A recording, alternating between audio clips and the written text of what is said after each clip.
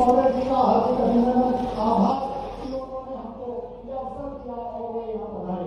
मैं माननीय मुख्यमंत्री महोदय से आग्रह करूंगा कि वे अतिथियों से आग्रह है कि वे दीप प्रज्वलन कर आज का कार्यक्रम का शुभारंभ करें और भारत माता के चित्र के सामने पुष्प अर्पित करें। दीप प्रज्वलन करेंगे माननीय मुख्यमंत्री महोदय, इस कार्यक्रम का शुभारंभ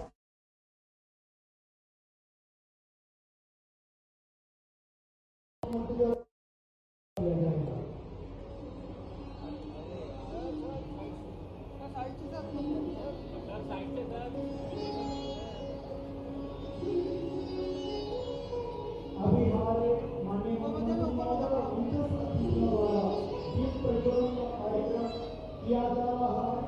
उसके बाद माननीय मुख्यमंत्री महोदय और अतिथिगण कन्याओं का पूजन तिलक लगा करके उनको पुष्प अर्पित करके उन्हें माला पहना करके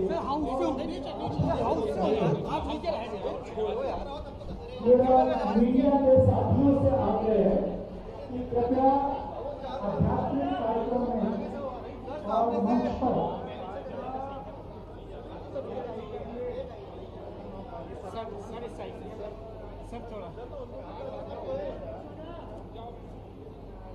मैं आपको ये संजय भूमिका में हूँ। अभी मैं आपको बता रहा हूँ कि माननीय मुख्यमंत्री महोदय कन्या को माला पहना रहे हैं। उसके बाद पुष्प वर्षा करके उनका अभिनंदन करेंगे। मैं जान रहा हूँ कि मीडिया के साथियों के तहत आप देख नहीं पा रहे हैं, इसलिए मैं आपको तो पूरा आंखों के बाहर बता रहा हूँ। अभी माननीय मुख्यमंत्री द्वारा पुष्प वर्षा करके कन्याओं का स्वागत अभिनंदन किया जा रहा है। इसके बाद में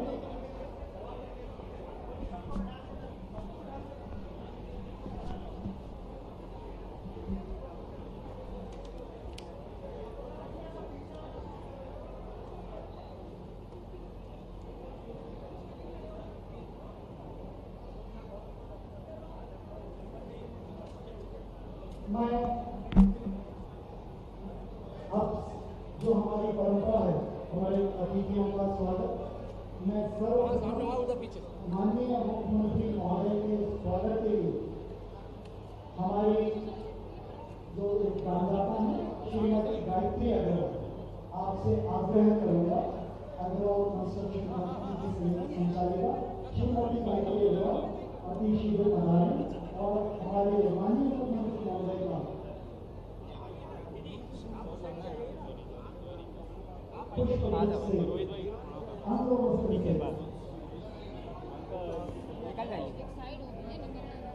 स्वागत है। श्रीमती गायत्री अग्रवाल जी न केवल हमारे दादा हैं, अभी तो इस पूरे जोरदार तालियों से उनका स्वागत है।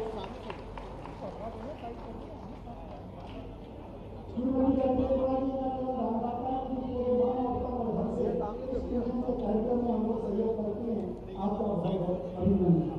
मैं हमारे मंडल के सह सचिव श्री सुनील कुमार से निवेदन करूंगा कि हमारे माननीय प्रांत सह संचालक डॉक्टर राजेश शेट्टी जी का स्वागत करें। सर को निकाल दो। मैं हमारे डॉक्टर राजेश शेट्टी जी का स्वागत, हमारे माननीय सुनील जी है जोरदार तालियों से आपका स्वागत। मैं श्री राम स्वरूप जी राय, हमारे मंडल के उपाध्यक्ष, आपसे आग्रह करूंगा कि वे आए और सेवा भारती मध्य भारत प्रांत के सचिव श्री विनय जी त्यागी जी का स्वागत करें। श्री विनय जी त्यागी सेवा भारती मध्य भारत प्रांत के माननीय सचिव, मैं श्री राम स्वरूप जी राय जो सेवा भारती आगे मंडल के उपाध्यक्ष का स्वागत।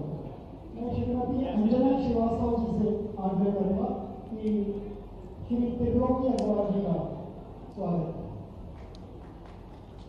जोरदार तालियों से मंच पर अतिथियों का स्वागत करेंगे।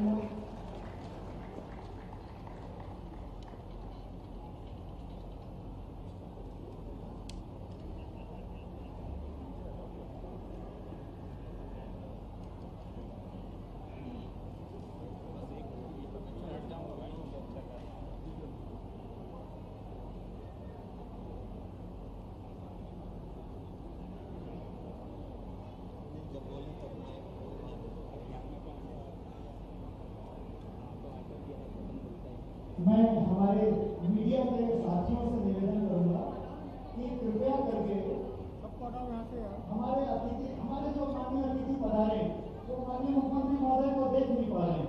आपसे आग्रह है कि कृपया थोड़ा सा इस पैसेज में पीछे चले। सर सबको हटा दीजिए, हम हट जाएंगे।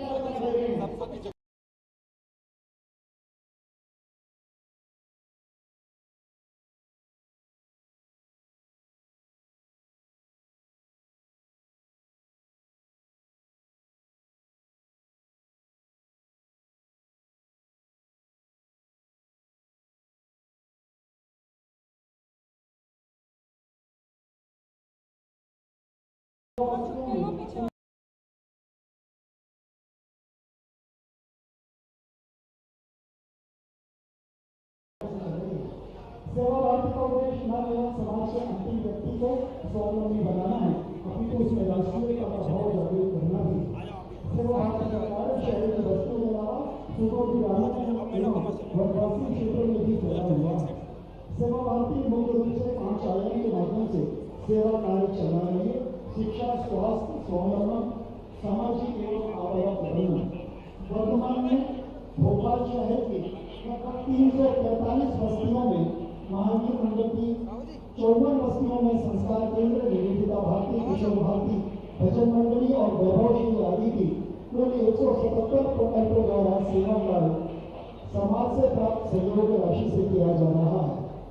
सेवा भारती द्वारा मातृ छाया में नवजात शिशुओं का पालन पोषण संस्कार, आनंद धाम में वृद्धजन सेवा कार्य, वनवासी क्षेत्र में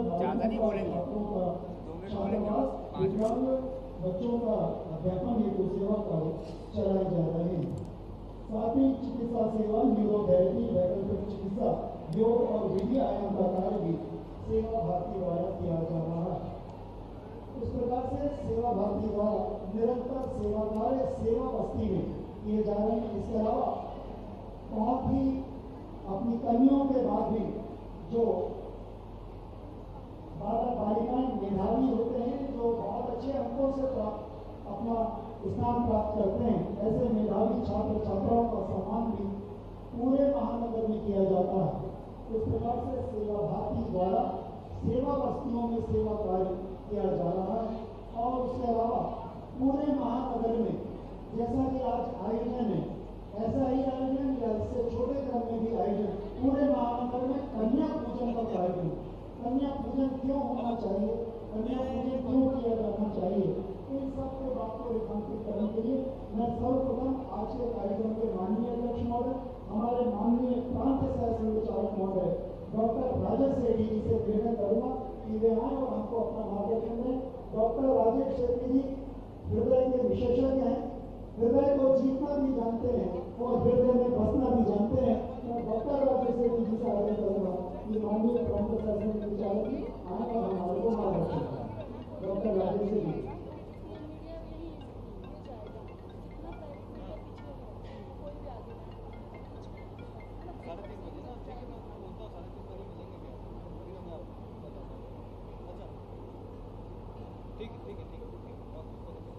सर्वप्रथम तो ये जो 1100 कन्याएं के रूप में जो माँ भगवती आई है, सर्वप्रथम तो मैं उनको प्रणाम करता हूँ। आज माँ भगवती ने यहाँ पर अपने चरण रखे हैं, जिनका पूजन हम सब ने किया है। सर्वप्रथम उनके चरणों में वंदन करता हूँ। इस रूप में माँ भगवती आई है, ये किसी को पता नहीं होता, परंतु आई अवश्य है। इसलिए सर्वप्रथम उनका वंदन। मंच पर विराजमान इस प्रदेश के माननीय मुख्यमंत्री जी,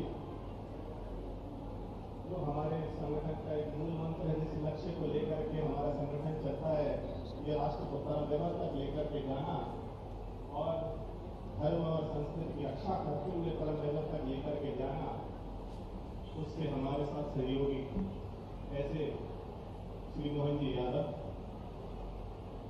सेवा संस्कार और समरसता 3 विषयों को लेकर के काम करने वाली सेवा भारती के सचिव श्री विमल जी त्यागी और एक भव्य कार्यक्रम जिसका आयोजन किया श्री त्रिलोकी जी अग्रवाल ने, जो कि महावीर मंडल सेवा भारती के अध्यक्ष हैं। और इस सभागार में उपस्थित जितने भी बंधुगण एवं भगिनी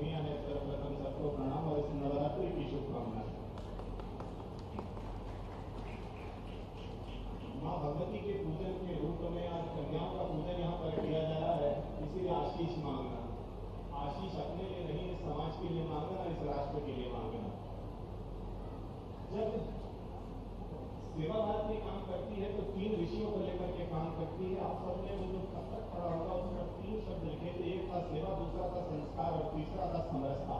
इन 3 विषयों को लेकर के जब काम करती है तो सर्वप्रथम उसमें सेवा आता है। विवेकानंद जी का एक स्वप्न था। विवेकानंद जी कहा करते थे कि यदि आपको ये भारत रूपी नाव जो सबको भवसागर पार कराएगी, इसमें यदि कुछ गलतियां मिलती, कुछ त्रुटियां मिलती है तो यदि आप उसमें दोष निकालेंगे तो दूर होकर के खड़े हो जाइए। यदि आप में सामर्थ्य तो अपने मस्तिष्क के ताप से और अपने हृदय के खून से उसको भरने का सामर्थ्य रखते हो तो सामने आएगी। उस विषय को लेकर के सेवा भारती आगे काम करती है। जो समस्याएं इस समाज में है उसके बीच में काम करती है। विवेकानंद जी कहते थे सेवा करने के लिए सबसे पहले मन में वेदना होनी चाहिए। जब आप कभी किसी को देखते हैं तो क्या आपके हृदय को पीड़ा होती है क्या? यदि कोई आपको दुखी दिखता है तो आपके हृदय में कोई पीड़ा होती है क्या? दूसरी बात वो कहते थे यदि आपके हृदय में पीड़ा होती तो आपके मस्तिष्क में उनके लिए कुछ सोचा क्या? और तीसरा वो कहते थे यदि आपके मस्तिष्क में कुछ सोचा तो क्या आपके हाथों में उनके लिए कुछ किया क्या? यदि ये तीनों बातें करने का सामर्थ्य किसी संगठन में था तो वो सेवा भारती में था।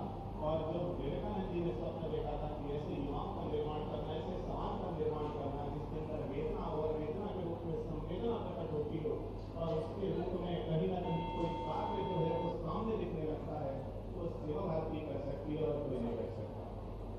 एक छोटे से दो उदाहरण देता हूँ, आपको समझ में आएगा। जो पाश्चात्य संस्कृति है वो कहती है कि आदम और हव्वा ने पाप किया था, इसलिए सृष्टि का निर्माण हुआ और ईश्वर ने उनको कह दिया जाकर के इसका उपभोग कर ले। और हमारे यहाँ कहा जाता है जब ईश्वर ने एक से अनेक होने का मन बनाया तो उसने सृष्टि की रचना करी, यानी हर प्राणी में ईश्वर को उसने दिया, यानी हर प्राणी के अंदर ईश्वर, ईश्वर को प्राप्त करने के लिए चलते हैं। इसलिए जब सेवा करते हैं तो आप प्राणी की सेवा नहीं, उस ईश्वर की सेवा करते हैं जो उस मनुष्य के अंदर या उस प्राणी के अंदर।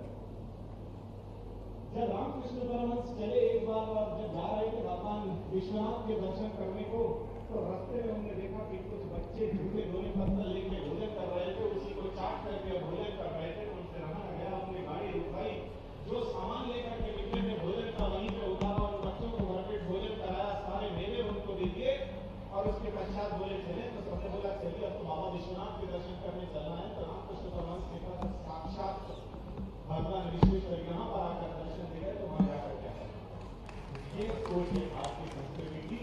और इसी संस्कृति को चरितार्थ करके सेवा भारती हर प्राणी में ईश्वर है, इसलिए सेवा करना जो है तो ईश्वर को प्राप्त करना है और प्राणी के अंदर भी ईश्वर है, इसकी सेवा करना हमारा कर्तव्य है। क्या केवल सेवा इसीलिए सेवा की विवेकानंद जी ने कहा था कि जो दीन दुखी है उसकी सेवा करना नहीं, ये राष्ट्र को भी एक सूत्र में बांधने का काम करती है। नागालैंड में हाफलांग करके एक शहर है, हाफलांग।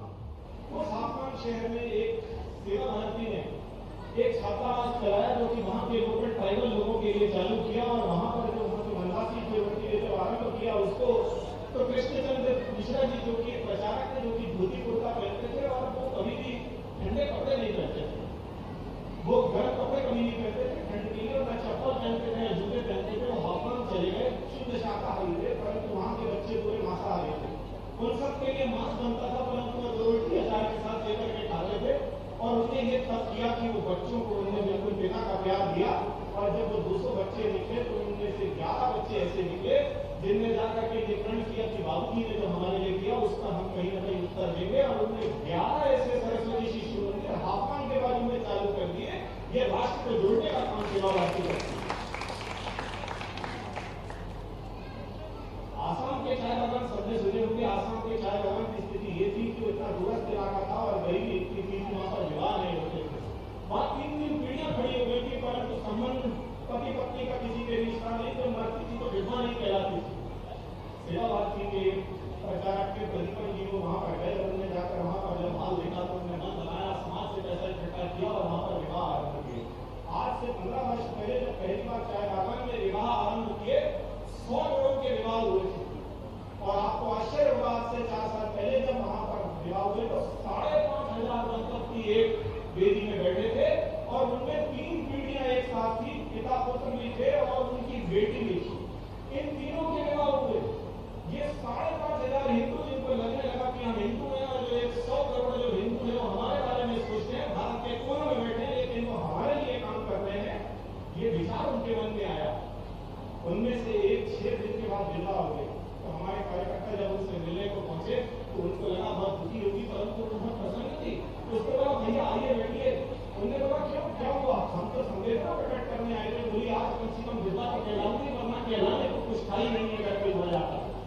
ये दिया सेवा भारती। ये सेवा का काम था, जो न केवल दीन दुखियों का सेवा करने का काम था, परंतु इस राष्ट्र को एक सूत्र में जोड़ने का काम था।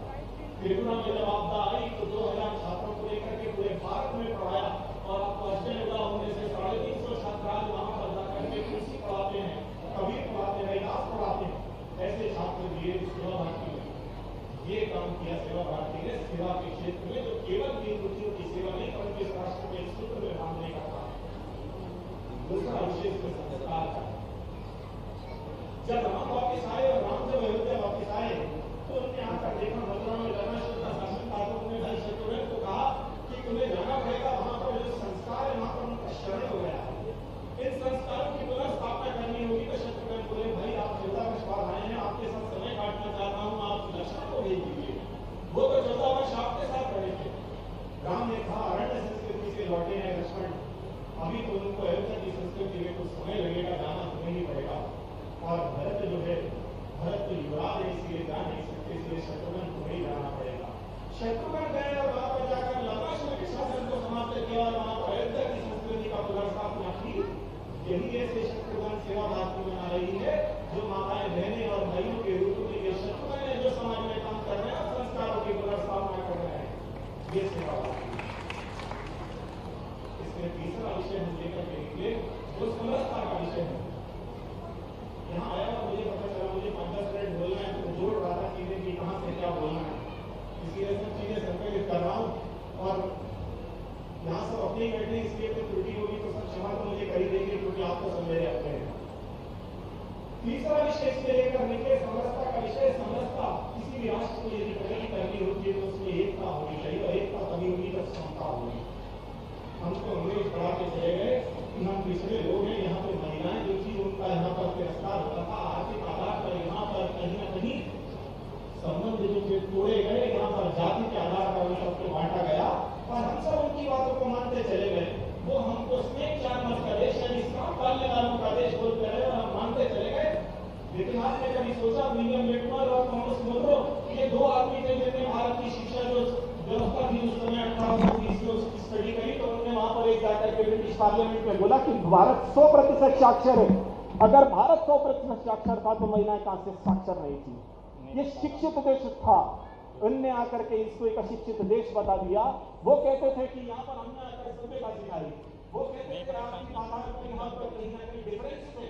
अरे तुमने क्रिएट किए, जो शिक्षा व्यवस्था तुमने बनाई उससे तुमने ऊंचे और नीचे खड़े कर दिया। वरना हमारे यहाँ तो गुरुकुल होते थे जिसमें श्री कृष्ण भी पढ़ते थे और साथ में सुदामा भी पढ़ते थे। अरे एक ही गुरुकुल में दोनों पढ़ते थे, एक राजा था एक रंग था, परंतु एक ही गुरुकुल में पढ़ते थे। ये व्यवस्था वही तोड़ करके गई। वो कहते रहे कि लिंग के आधार पर कि भारत में समरसता नहीं है, वो लिंग के आधार पर ये बात कर रहे थे। हमारे यहाँ तो समस्त नदियों की पूजा की जाती है, ब्रह्मपुत्र को छोड़ दीजिए तो सारी नदियां मात्र शक्ति के नाम पर है। वो फिर भी हमको सबको बांटते रहे कि यहाँ पर माता का सम्मान नहीं है। हम तो नदियों की भी पूजा करते थे और माँ के नाम से सारी नदियां रखी, फिर भी हमको वो कहते थे अनपढ़। अरे हम तो अनपढ़ ही अच्छे थे, परंतु वो पढ़ा करके चले गए। उसके बाद वो हमको बांटते चले गए, हम सब बढ़ते चले गए। उनने ये कहा कि अशिक्षित महिलाएं थी। मंडन मिश्र और आदि शंकराचार्य का सर्वे शास्त्र आपने सुना, उसमें न्यायाधीश की भूमिका किसने निभाई थी? मंडन मिश्र की पत्नी ने न्यायाधीश होने का काम करने वाली महिलाएं भारत में थी। वो हमको सिखा रहे हैं, जिनने अपने यहाँ पर खुद के देश के बनने के बाद 100 वर्ष तक किसी को वोटिंग राइट नहीं दी महिलाओं को, जो 47 में भारत में स्वाधीन होने के बाद सबको वोटिंग राइट्स दी थी। और वो हमको सिखा रहे हैं कि यहाँ पर महिलाओं के साथ शोषण किया और हम सब बांटते चले गए। वो हमको और हम सब बढ़ते चले गए। वो जाति के आधार पर हम सबको बांटते चले गए और हम सब बढ़ते चले गए। वो ये भूल गए बताना कि अब रामायण जिसने लिखी थी उसको भगवान का दर्जा दिया जाता है, भगवान वाल्मीकि कहा जाता है। वो किस जात के थे?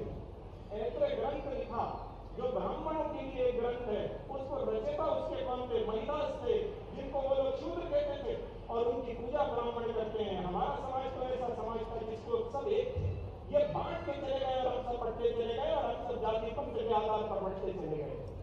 अब समय आ गया है हम सबको एक होने का।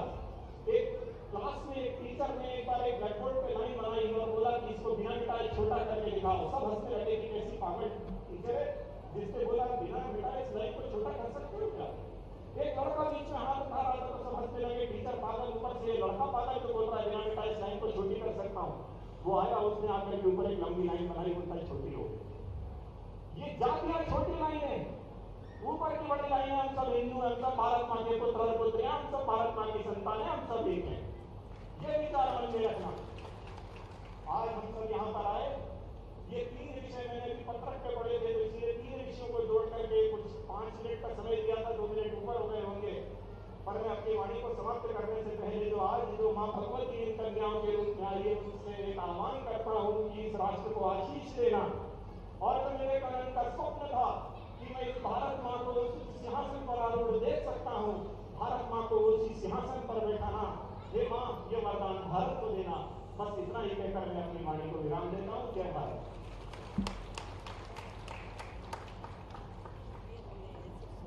बहुत बहुत धन्यवाद भाई साहब। माननीय प्रांत संचालक महोदय का मार्गदर्शन हमारा पाथेय होता है। उनकी ओजस्वी वाणी ने हमको मार्गदर्शन दिया है। समाज का निर्माण कैसा हो, ये उनका मार्ग उन्होंने हमको दिया है। अब मैं इस प्रदेश के यशस्वी मुख्यमंत्री महोदय, जैसे ही हमारे सेवा भारती के पदाधिकारियों ने उनको निवेदन किया कि कन्या पूजन का कार्यक्रम है, भाई साहब आपको पधारना है, माननीय मुख्यमंत्री महोदय ने 1 मिनट की भी देरी नहीं कही, फटाक से उन्होंने उसकी स्वीकृति दी। अरे इतना भव्य कार्यक्रम है, कन्या पूजन का कार्यक्रम है, कन्याओं के लिए, प्रदेश की कन्याओं के लिए, महिलाओं के लिए उनका जो दिल है वो उस समय में समझ में आ गया कि उन्होंने आधा मिनट भी नहीं लगाया इस कार्यक्रम की स्वीकृति देने के लिए। मैं उनका हार्दिक स्वागत करूंगा, अभिनंदन करूंगा। बाले बाले के स्वयंसेवक, कुशल संगठन और चरित्र का मूल मंत्र धारण करने वाले प्रदेश के यशस्वी मुख्यमंत्री महोदय, आपसे सविनय निवेदन है, कृपया पधारें और हमारा मार्गदर्शन करें। हमारा तो हर्ष का विषय है, गदगद होने का विषय है। सेवा भारती में पहली बार माननीय मुख्यमंत्री महोदय पधारे हैं। जोरदार तालियों से उनका स्वागत कीजिए, जोरदार अभिनंदन करिए माननीय मुख्यमंत्री महोदय।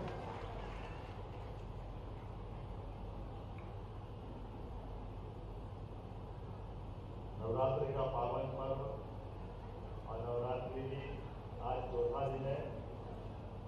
कुष्मांडा देवी जी के नाम पर आज नवरात्रि का हमारा ये पर्व है। और नवरात्रि के पर्व पर सेवा भारती महावीर मंडल द्वारा अभी डॉक्टर राजेश सिंह जी ने जो बात रखी है, मेरा बहुत वजन हल्का कर दिया। जोरदार अभिनंदन करें डॉक्टर राजेश रेड्डी जी, हमारे मंत्रालय के। इस मंच पर ही विराजमान श्रीमान विमल त्यागी जी, प्रांत सचिव मध्य भारत सेवा भारती, आपका अभिनंदन है। त्रिलोकी अग्रवाल जी, महावीर मंडल के अध्यक्ष, आपका भी स्वागत है।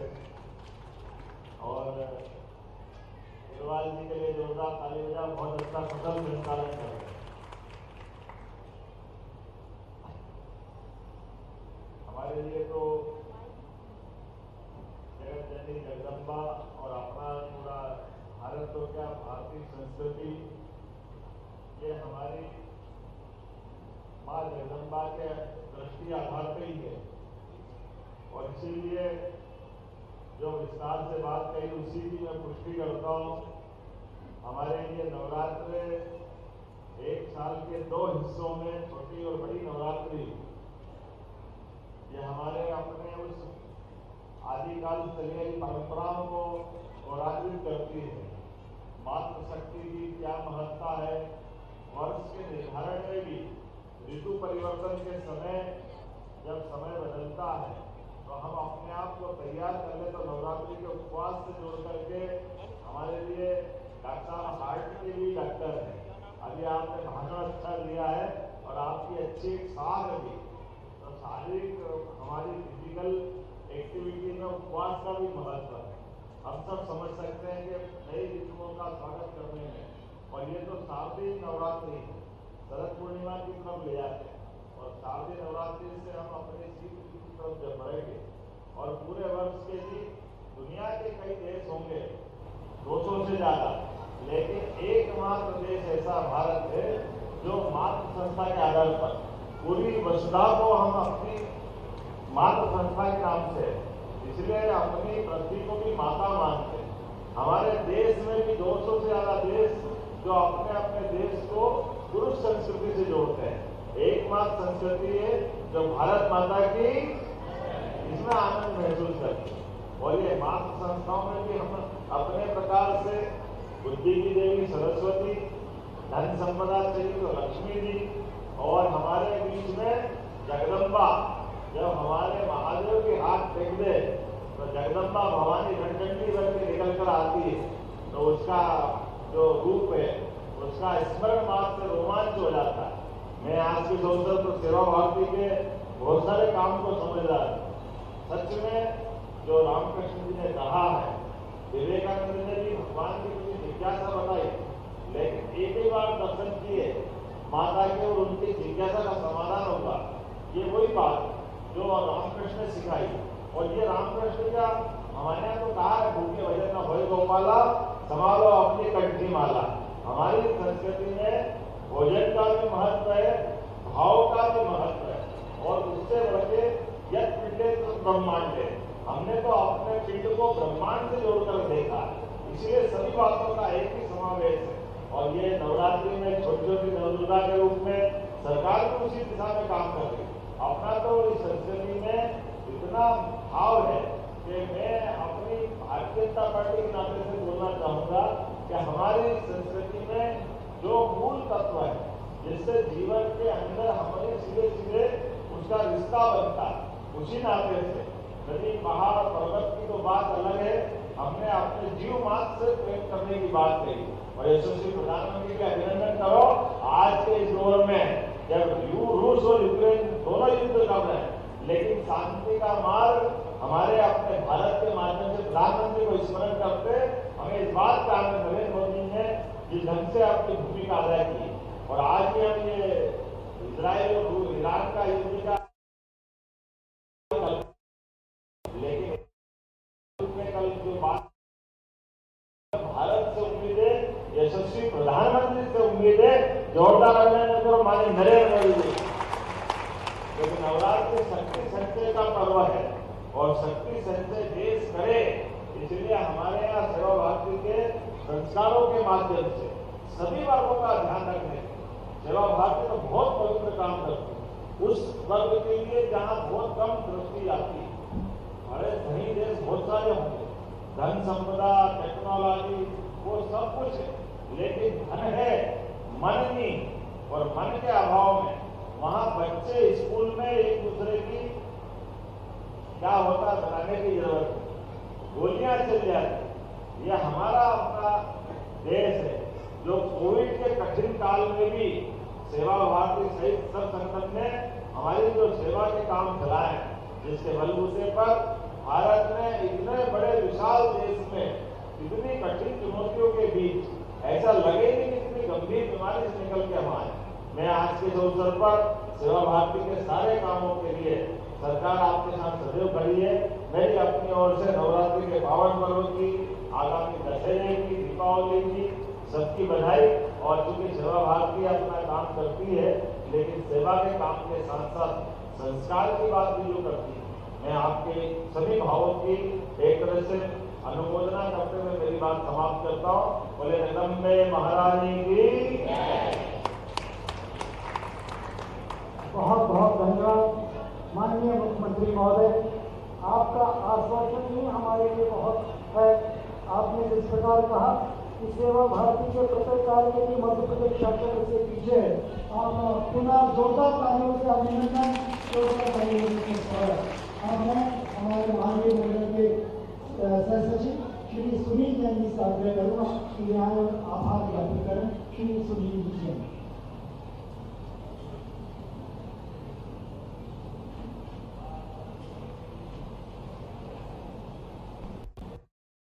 प्रदेश के यशस्वी युवा मुख्यमंत्री डॉक्टर मोहन जी यादव, माननीय ग्राम संचालक डॉक्टर राजेश देवी, सेवा भारती मध्य भारत के प्रांत सचिव श्रीमान विष्णु त्यागी जी, हमारे महावीर मंडल के अध्यक्ष श्रीमान बेटो जी और सम्मानित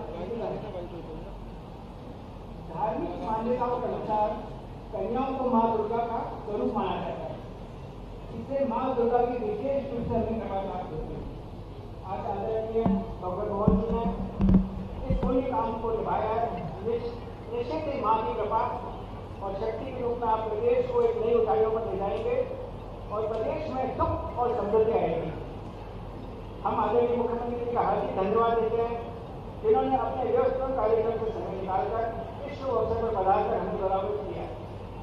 हमें आपके विचार सुनने का अवसर मिला और निश्चित ही रूप से हमारे भविष्य के कार्यक्रमों में हमारा उत्साहवर्धन करेंगे। हम डॉक्टर राजेश शेट्टी जी का भी हार्दिक आभार व्यक्त करते हैं। आपके समर्थन और उत्साह ने इस कार्यक्रम की सफलता को योगदान दिया। मैं आयोजन समिति के सभी सदस्यों को धन्यवाद करना चाहता हूँ जिन्होंने इस कार्यक्रम की योजना बनाने से लेकर उसकी पूर्णता तक हर छोटे बड़े काम का ध्यान रखा। आपकी मेहनत, समर्पण और टीम वर्क की बदौलत इस कार्यक्रम सफल हो पाए। धन्यवाद। बहुत बहुत धन्यवाद। माननीय मुख्यमंत्री महोदय से तो हमारा निवेदन है कि आप भी हमारे साथ भोजन ग्रहण करें। माता रानी का आपका उपवास है, इसलिए आप पधारे। बहुत बहुत